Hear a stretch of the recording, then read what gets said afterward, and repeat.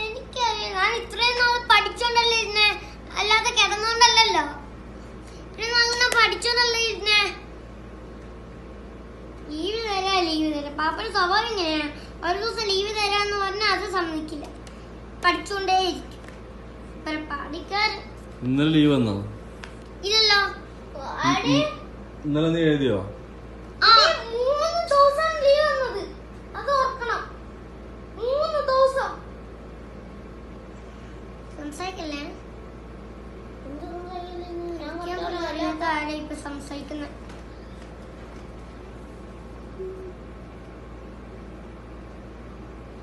എഴുതൂട്. എങ്ങനെ ഭാവിയത് കണ്ടോ? ഇത്രയും ഉണ്ടായിട്ട് ഞാൻ എഴുതാനാ? ഇത്ര എഴുതിയതൊന്നും പോരാ, ഇതൊക്കെ എഴുതിയതും പോരാ.